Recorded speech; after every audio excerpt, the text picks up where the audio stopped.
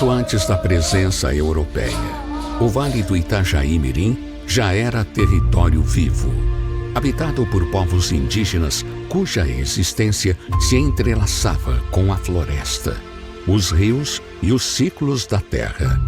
Ali, natureza e cultura não se separavam. Eram parte de um mesmo modo de viver e compreender o mundo. Entre esses povos originários, havia os Xoklengue, os Caigangue e os Guaranis, que ocupavam a região que hoje conhecemos como Vale do Itajaí. Suas trajetórias estavam escritas no próprio território, em equilíbrio com os caminhos da mata, os ritmos das águas e as tradições transmitidas por gerações. Com a chegada dos povos europeus, esse universo começaria a ser profundamente transformado. O encontro entre culturas distintas não traria apenas mudanças, mas também tensões, rupturas e uma história marcada por disputas e resistência.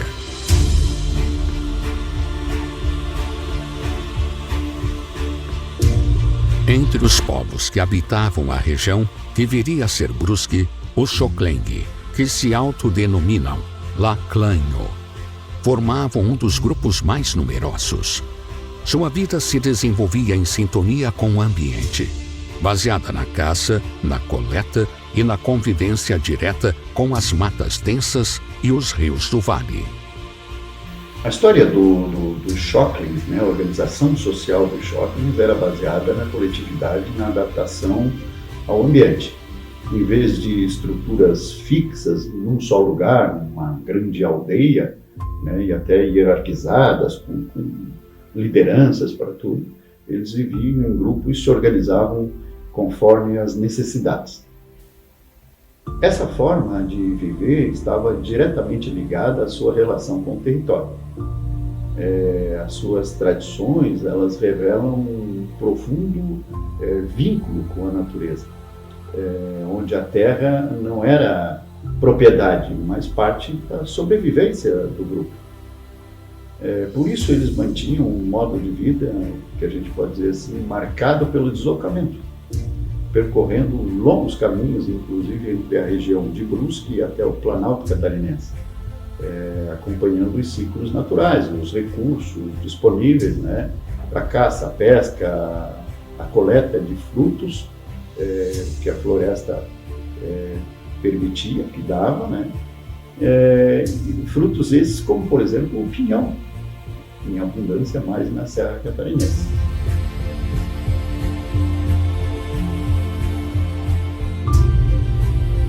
Antes da fundação oficial da colônia de Brusque, em 4 de agosto de 1860, a região do Vale do Rio Itajaí-Mirim já possuía uma ocupação humana diversa, ainda que não organizada nos moldes coloniais que viriam depois. A presença não indígena começou a se intensificar gradualmente nas décadas que antecederam a colonização oficial. Entre os primeiros ocupantes registrados está Vicente Ferreira de Melo, conhecido como Vicente Só, considerado um dos pioneiros na ocupação da região.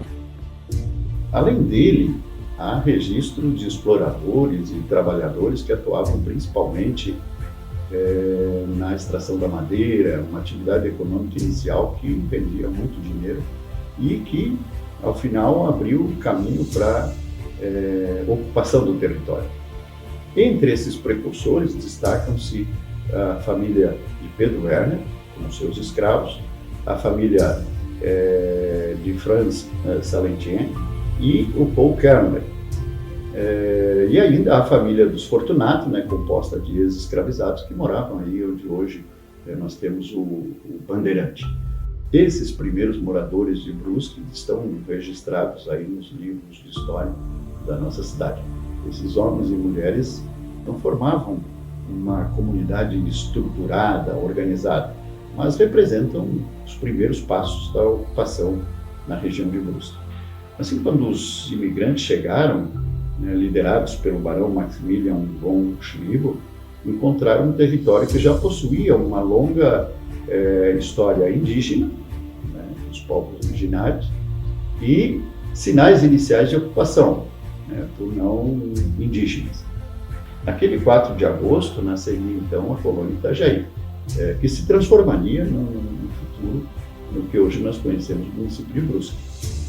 Logo depois, em 1869, chegaram os poloneses, né, que têm o grande mérito de ter dado um impulso inicial à indústria têxtil no município, que se tornou a grande indústria da cidade, né? E logo depois, em 1875, chegaram os italianos.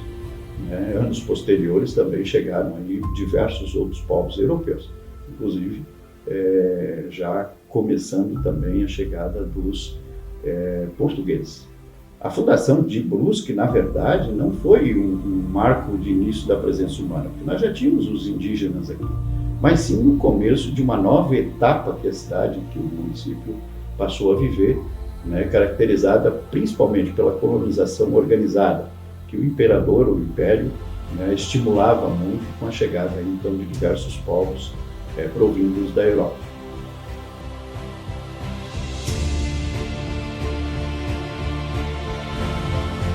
Com a chegada dos colonos, uma nova lógica passou a se impor sobre o território: a ideia de propriedade privada. A terra, antes sem fronteiras visíveis, passou a ser dividida, demarcada e reivindicada como posse individual. À medida que esses colonos se estabeleciam, o relativo equilíbrio existente foi sendo rompido. Surgiram disputas por espaço, por alimento e, sobretudo, por modos de vida incompatíveis. De ambos os lados, cresceram tensões, medos e sentimentos de vingança, alimentando um ciclo de violência que marcaria profundamente a história da região. Nesse contexto, autoridades e colonos passaram a contratar grupos conhecidos como bugreiros, que eram milícias armadas organizadas com o objetivo de atacar e dizimar populações indígenas, sob o pretexto de pacificar o território. O que se seguiu foram episódios de conflitos e chacinas, resultado de um encontro desigual, onde diferentes formas de compreender o mundo e a vida entraram em choque.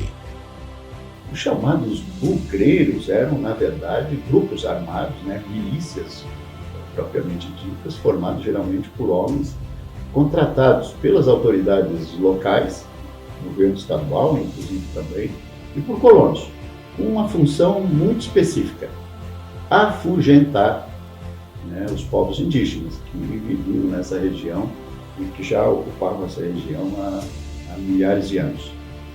Na nossa região, o nome mais conhecido foi o de Martim Bugreiro, líder dessa milícia de assassinos que se tornou símbolo dessa violência contra os grupos indígenas.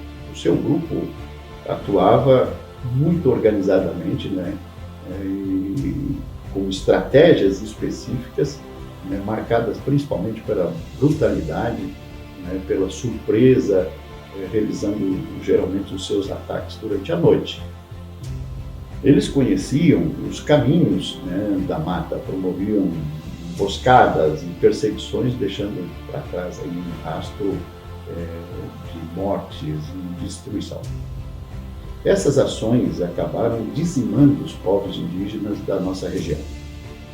Bom que se diga, né, a palavra afugentar, na verdade, era usada pelas autoridades e pelos contratantes dessas milícias de bugreiros, né, como uma senha. Né? Era uma senha que afugentar significava assassinar, dizimar. Né? Ou seja, para a sociedade apresentar publicamente, nenhum índio foi morto, e sim, simplesmente afugentado. Entre os dias 23 e 26 de fevereiro de 1905, a violência atingiu um de seus episódios mais trágicos quando Brusque ainda abrangia uma região muito maior, que envolvia Guabiruba, Botuverá, Vidal Ramos, Presidente Nereu, Nova Trento e partes da região do Vale do Rio Tijucas, e ainda uma parte do hoje município de Gaspar, na região do Ribeirão do Ouro, a área que hoje pertence ao município de Botuverá. aconteceu uma das maiores chacinas do Vale do Itajaí. Uma expedição liderada por Martinho Bugreiro invadiu um ajuntamento Xoclengue, resultando em um massacre que vitimou dezenas de indígenas. Estima-se que cerca de 80 pessoas tenham sido mortas. Em meio à devastação, restou apenas um sobrevivente, um menino de aproximadamente 8 a 10 anos de idade. Seu nome original, assim como grande parte de sua história, se perdeu com o tempo, silenciado junto com seu povo. Os registros históricos que chegaram até nós são fragmentados, muitas vezes narrados sob a perspectiva do colonizador, não na perspectiva do indígena, ou dos povos originários. Ainda assim, eles permitem identificar a dimensão que teve, a dimensão de violência e o caráter até sistemático dessas ações, revelando um cenário de perseguição e extermínio. Isso, para mim, está muito claro. Naquele momento, a ideia era de extermínio mesmo, não afugentar coisa nenhuma, era extermínio. Isso daí tudo, deixou uma marca, inclusive, na imprensa da época, nos registros históricos da época. Tem livros falando sobre isso. O Padre Eloy, que eu conheci muito bem, muito amigo do Padre Eloy, foi um grande pesquisador disso. O Padre Eloy narrava situações assim que ele disse que nem colocou no livro, de tão horríveis que elas foram, Mas um padre da época, o Padre Francisco Schuller, do SCJ, ele falou sobre essa caçada que o Martinho Bugreiro realizou aqui em Brusque, em 1905, que marcou, de fato, profundamente aí a comunidade brusquense. É até interessante rever essa passagem que o Padre Schuller fala, sobre essa caçada, porque ali se dá ponto a ponto como tudo aconteceu naquela noite. O ataque foi realizado no domingo de 26 de fevereiro, às 2 da madrugada. Naquela escuridão, era preciso cuidar que ninguém dos 24 homens se perdesse. Caminharam, pois, na seguinte ordem. O último homem da fila ia de mão dada com o da frente, até o final. Ao passo que o chefe Martinho, encabeçando a fila, tinha na mão uma lamparina acesa. Dirigiam-se para o local onde, durante o dia, haviam descoberto os ranchos. Depois que o pessoal, e no maior silêncio, alcançaram a meta, foi dado um sinal e efetivou-se o assalto. Criou-se uma enorme confusão da parte dos selvagens, tudo eram gritos, maldições e um berreiro infernal. Os componentes do grupo nada comentam, mas é fácil de compreender que eles cometeram uma grande chacina. Comenta-se bem de público que nesse assalto de domingo, de 26 de fevereiro, foram trucidados uns 80, há quem diga 200. Tudo seguiu o sistema adotado na Revolução. Já basta a troca de tiros, entre agora em ação a faca. O grupo voltou a Brusque no dia 4 de março. Houveram ainda muitos outros massacres. Por toda Santa Catarina aconteceram massacres assim, horríveis. Mas esse de 1905 especialmente ficou marcado na região de Brusque, do Vale do Itajaí-Mirim, como uma ação local que foi devastadora. Quando se pergunta acerca do número de bugres mortos, a resposta é nenhum. Porque o só objetivo, segundo eles, era afugentar os índios, aos quais nunca mais voltariam. Mas com isso a besta humana ainda não estava saciada. É voz corrente que o grupo capturou 8 crianças. Pelo caminho, e talvez por falta de mantimentos, 7 delas foram despachados para uma vida melhor. Será possível pensar em algo mais terrível? Qual poderia ser a culpa das crianças se os pais, oprimidos pela fome e pela penúria, acabam cometendo violências de latrocínio e assassinato? Se for essa a civilização para a qual pretendemos conduzir os nossos civícolas, então não podemos levar a mal que não sejam receptivos à nossa cultura. Houve muitos episódios relacionados à questão indígena, à caça aos índios e etc., não apenas aqui na região, e um deles que se destaca é onde hoje é o atual município de Angelina. Inclusive, essa história narrada em relação ao município de Angelina tem registros que foram feitos pelo padre Eloy Có em seus livros que tratam desse tema. Não se trata apenas da perda de vidas. Naquele momento, naquela ação, houve uma ruptura, né, da comunidade inteira, da comunidade indígena inteira. Né? Ali se rompeu as relações das pessoas, dos povos originários, da sua cultura, da sua continuidade, né, como povo. Esses episódios, né, enfraqueceram profundamente a presença dos Xóclins aqui na região, deixando uma marca que atravessaram as gerações de brusquenses e que até hoje a gente tem isso na memória. Quando olhamos para a história da colonização no Vale do Itajaí, não devemos ignorar a violência sistemática que aconteceu com os povos indígenas da região.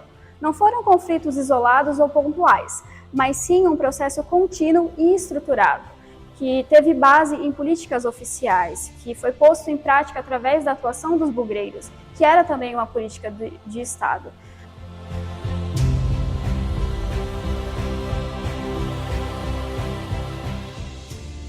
É nesse cenário de violência e ruptura que emerge a figura daquele que ficaria conhecido como João Bugre, único sobrevivente da chacina ocorrida em fevereiro de 1905 no Ribeirão do Ouro. Ele atravessa o tempo como um símbolo de resistência, uma memória viva de um dos episódios mais brutais e por muito tempo silenciados da história regional. Após o massacre, o menino foi levado para Brusque, onde acabou sendo adotado pelo então superintendente Vicente Schaeffer e sua esposa Maria.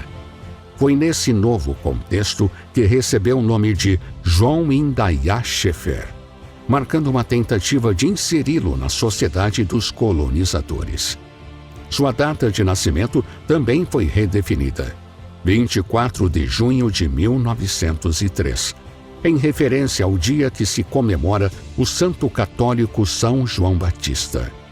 No entanto, relatos indicam que ele já tinha cerca de 8 anos naquele momento, ou seja, teria nascido ao menos 5 anos antes. Um detalhe que revela não apenas a imprecisão dos registros, mas também o apagamento de sua identidade original. 2 personagens bastante conhecidos da história de Brusque têm origens na etnia Xóclin. A Fanny, que veio de uma comunidade de Ibirama, transferiu-se para Brusque, onde aqui teve o seu empreendimento e onde conviveu com a sociedade, várias gerações da sociedade de Brusque, inclusive muitíssimo respeitada pela alta sociedade local. A segunda figura bastante conhecida ligada à etnia Xóclin ficou conhecida na cidade como João Bugre, que se chamava João Indaiá Schaeffer, e foi adotado por uma família de comerciantes aqui da cidade e foi educado na sociedade branca, na sociedade brusquense. Aqui ele foi educado, aqui ele trabalhou na indústria Renault, ele foi jogador de futebol, ficou conhecido como João Bugre até hoje. Inclusive, João Bugre dá nome a uma praça da cidade de Brusque. Pensar na trajetória de João Indaiá Schaeffer é bater de frente com aspectos muito complexos da história de Brusque. Ele foi um jovem menino Xóclin que foi capturado em contexto de muita violência. Ele testemunhou a morte dos seus pais, do seu grupo de convívio. Quando ele foi adotado por uma família branca, batizado na religião católica e inserido na vida social de Brusque, ele passou a transitar entre 2 mundos. O mundo indígena, ligado à força da sua origem, à sua infância roubada, e ao mundo branco, construído e moldado pelo imigrante europeu. Mas ele nunca deixou de carregar as marcas dessa transição, dessa integração forçada. Vemos que João participou de uma maneira muito ativa da vida social de Brusque. Ele ocupou espaços como um time de futebol, trabalhou durante anos na indústria têxtil. Apesar disso, ele sempre foi conhecido como João Bugre, teve seu nome atrelado a um termo muito violento e que diz muito mais sobre a sociedade que assim o chamava do que sobre ele próprio. A infância e a adolescência do João Indaiá Schaeffer foi marcada por uma transformação extraordinária. Ele foi criado, né, pelo casal Scheffer como filho, né, adotivo, mas filho, né, cresceu inserido dentro da cultura dos colonizadores e adotou os seus costumes, valores, tradições.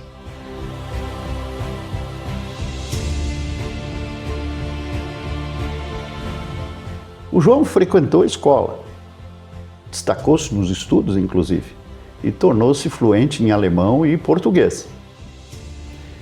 Aquilo era até bonito, as pessoas admiravam como aquele índio, né, falava tão fluentemente o alemão. Crescendo em Brusque, o João se destacou no esporte, que ele gostava de jogar bola, né, foi um bom jogador de bola, né, inclusive no Carlos Renault ele foi escalado, jogou no time principal do Renault, e foi homenageado, inclusive, como sócio honorário e porta-bandeira em 1919. Sob a influência da mãe adotiva, ele se tornou um católico devoto. Frequentava a igreja e se tornou, mais tarde, um cantor do coro São Luís. Segundo o que se diz, né, do João, ele possuía uma voz afinada e muito bonita. E gostava realmente de cantar. Ao longo do tempo, o João se tornou um cidadão brusquense como qualquer outro. Isso está claro na história do João, né? A sua formação foi marcada principalmente por uma integração nesse novo mundo, que ele passou a viver a partir aí dos 8 anos, mas esse processo também trouxe para ele, né, grandes oportunidades, mas afastou o João da sua cultura originária, isso está claro. Apesar de ele sempre reafirmar que era um indígena e nunca ter esquecido da sua origem.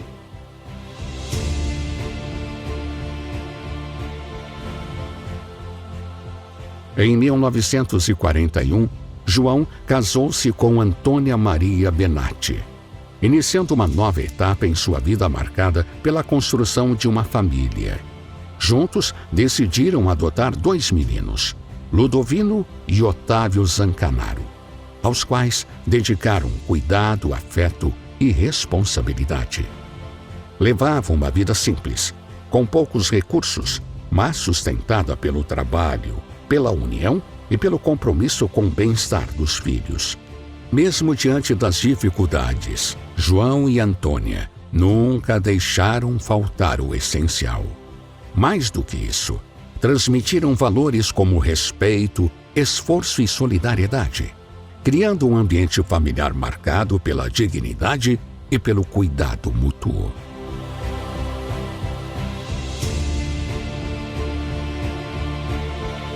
A presença de João Bugre no desfile do centenário de Brusque carrega um significado que vai muito além da celebração cívica. Sua participação naquele desfile apoteótico foi uma das mais aplaudidas e revelou o quanto sua figura já havia sido incorporada ao imaginário coletivo da cidade. Não apenas como personagem histórico, mas como símbolo. Naquele momento, o brusquense via em João alguém singular, ao mesmo tempo integrado à sociedade local e marcado por uma origem que remetia a um passado difícil de a sociedade brusquense assumir como responsabilidade sua, a chacina do seu povo, da sua família. Naquele desfile, ele representava uma ponte entre 2 mundos, o indígena e o dos colonizadores. E por isso, despertava curiosidade, respeito e uma admiração pelo homem que João se tornou. Afinal, nos idos de 1905, grande parte dos brusquenses não acreditava que um indígena pudesse ser tão gente como os outros que viviam na chamada civilização. Interpretar sua presença nesse contexto exige sensibilidade histórica. Não se pode afirmar de forma direta que havia um arrependimento coletivo, mas é possível perceber ali um gesto simbólico. A valorização de João, justamente no centenário da cidade, pode ser entendida como uma tentativa de reconciliar narrativas, de reconhecer, ainda que de forma implícita, as violências do passado. De certo modo, sua presença naquele desfile também carrega a ideia de sobrevivência. João era aquele que permaneceu, que sobreviveu e venceu. E ao ser celebrado publicamente, tornava-se uma espécie de memória viva do seu povo. Talvez os aplausos que recebeu naquele desfile não eram exatamente um pedido de perdão, mas um sinal de que aquela história, ainda que dolorosa, não podia mais ser ignorada. No centenário de Brusque, em 1960, o João desfilou no carro alegórico A Maloca do Bugre, representando os povos nativos da região. Uma imagem realmente carregada de significados e até de uma certa ironia histórica. Naquele dia, a coletividade brusquense teve a chance de pensar sobre o que aconteceu no passado. E eu acho, quem sabe até, se arrepender daquilo que eles fizeram com os iguais ao João. Ou seja, matar sua família, trazer ele para dentro de uma sociedade totalmente distinta da dele, enfim, inserir o João nesse mundo. Meus pais eram de Brusque, mas meu avô foi para Guaramirim e a minha mãe foi para lá, junto a família toda. Eu, nascido em Jaraguá do Sul, mas era o terceiro filho, o primeiro filho homem. Não sei se meu pai tinha tomado umas pingas. A minha certidão de nascimento diz assim: nascido na estrada de Bananal Sul, distrito de Guaramirim. Isso é minha certidão de nascimento. Então aí já começa. Eu sou um bugre que minha mãe me achou lá no Bananal. E aí viemos para Brusque. Vim para Brusque com 6 anos de idade. 7 anos entrei na escola, o Colégio Santo Antônio. E aí aconteceu o centenário de Brusque, 4 de agosto de 1960. E nesse centenário fizeram várias alegorias. A primeira alegoria era uma oca com um bugre, que era o João Indaiá Scheffer. E aí queriam um filho do bugre, um buguinho. E numa reunião da prefeitura, eles disseram: pois é, nós não temos aqui em Brusque, só tem italiano, polonês, alemão, tudo loiro, tudo olho azul, como é que nós vamos dar um bugre? Aí um que estava na reunião disse: não, mas tem um. Aonde que tem? Lá na 1º de maio, um Valendoski. Quando disseram que tinha o Valendoski, aquela mesa foi uma gargalhada só. E o cara disse assim: o quê? Aqueles barata branca da 1º de maio, lá tem um bugrinho? Vocês estão malucos? Os caras, eu vou lá ver. Chegou aqui em casa, daqui a pouco ele chamou: Vilmara, e eu vim ali. Quando eu cheguei ali, ele olhou: não, realmente agora nós temos um bugre. Então foi porque ele olhou para mim. Eu era bem moreno, meu cabelo era preto, que brilhava de preto que era. Lá fui eu, filho de João Bugre. Tanto que eu tenho o apelido Negão, que todo mundo me chama Negão hoje, mas eu já venho daquela época o apelido Negão, porque, como diz, meus primos eram todos barata branca, eu era o negão da turma. E aí na escola, colégio, tudo, o que foi? Eu passei a ser o filho de João Bugre. Todo mundo dizia que eu era filho, porque todo mundo me via no centenário, era o filho de João Bugre. E aí conheci o João Indaiá Scheffer, um homem forte, um cara assim sorridente, sempre alegre. E de repente fomos nós para cima do carro. 4 de agosto, devia estar uns 8 graus ou menos. O João Indaiá Scheffer, se vocês olharem, ele fez uma roupa de pelúcia do Renault e usou a roupa de pelúcia e um calção por cima. E minha mãe botou só de calçãozinho desfilar. Eu só não morri de frio de pneumonia porque não sei, era forte de andar nessas águas, nesses matos, tudo, porque realmente eu passei frio só de calção nesse desfile. E o João Indaiá Scheffer sempre ali junto com a gente, conversando e falando. Começou o desfile, ele sempre fazendo pose, e aí o João Indaiá, naquelas poses todas que ele fazia, ele sempre pegava o arco, fazia de conta que ia atirar. Eu era muito tímido, muito envergonhado, graças a Deus perdi isso, hoje eu falo até demais, mas eu era muito tímido. Eu me escondia atrás de uma lança, dessa grossura aqui, ó, eu me escondia atrás daquela lança de vergonha, segurando aquela lança de vergonha, mas fui desfile inteiro, Consegui, de vez em quando, dar umas olhadinhas para o lado, que às vezes ela me berrava comigo e eu olhava. E a nossa cidade cheia, que eu nunca vi. Em 1960 tinha gente de tudo quanto é lado, a nossa cidade, o município cheio de gente. João Indaiá Scheffer se tornou uma figura tão popular que entrou não apenas para a história da cidade, mas foi um símbolo da cidade, representando a etnia Xóclen, no desfile do centenário de Brusque em 1960. Sobre um carro alegórico que retratava uma choupana indígena Xóclen, ele desfilou garbosamente com o seu relógio de pulso, que era de ouro, e para ele esse relógio ele significava mais do que simplesmente uma joia. Ele significava que ele tinha sido aceito pela sociedade local e que ele tinha prosperado nessa sociedade. E, logicamente, se sentia orgulhoso de poder mostrar que ele havia evoluído juntamente com a cidade.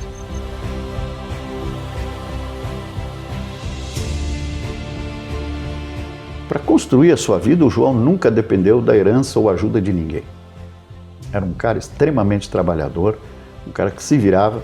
Como qualquer outro brusquense, ele foi à luta pela sobrevivência, principalmente a sobrevivência financeira.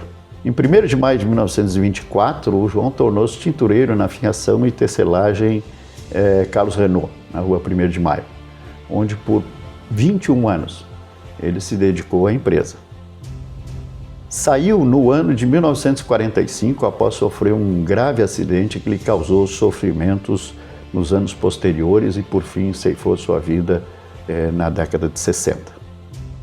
Um dia aconteceu um acidente na fábrica Renault, que foi um dia de cão.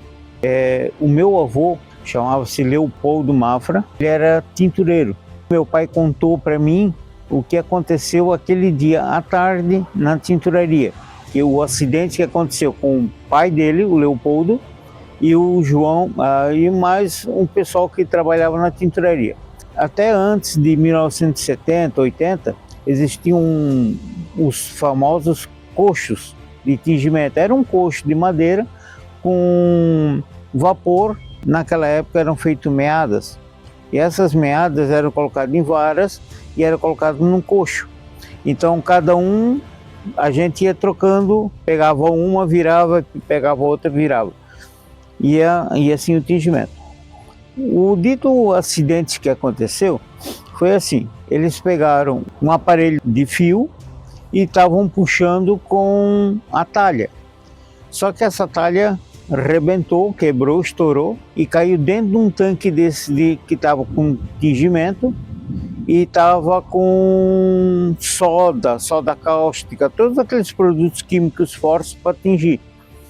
E nesse acidente se queimou-se gravemente o meu avô, o João Indaiá. O João Indaiá também trabalhava na tinturaria e ele se queimou junto com o meu avô, com mais outras pessoas, né, que levaram um banho de soda fervendo e se queimaram gravemente. O meu avô morreu com as consequências daquele acidente daquele dia. O João Indaiá trabalhava com eles de operador de um daqueles coxos, né, que caiu justamente o aparelho dentro, se queimou mais gravemente ainda, né?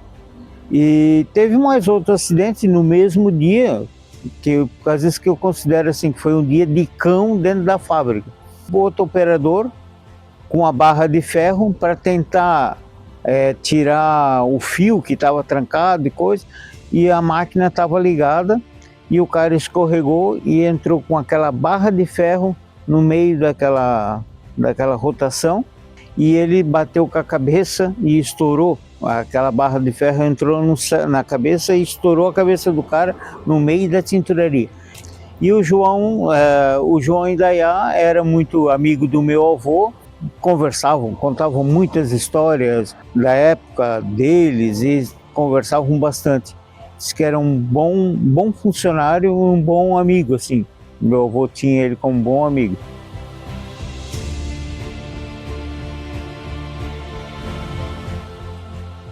O João faleceu em 7 de maio de 1961, vítima de tétano. A sua vida, marcada por dor, superação e reinvenção, chegou ao fim, mas a sua história não se encerrou ali. Essa história permanece até hoje, né, persistente no nosso meio. Em qualquer lugar de Brusque que você vá, falando no João Bugre, todo mundo reconhece o João como um exemplo de superação, um exemplo de vida, um exemplo de trabalhador, um exemplo de brusquense, como qualquer um de nós. Hoje, o seu nome vive na Praça João Bugre, ali no bairro Santa Terezinha. Mais que um espaço físico, ela se torna um lugar de memória, onde o passado e o presente se encontram. O João continua presente, lembrando a todos nós que reconhecer o passado é também um ato de respeito e de justiça com aqueles que vieram antes.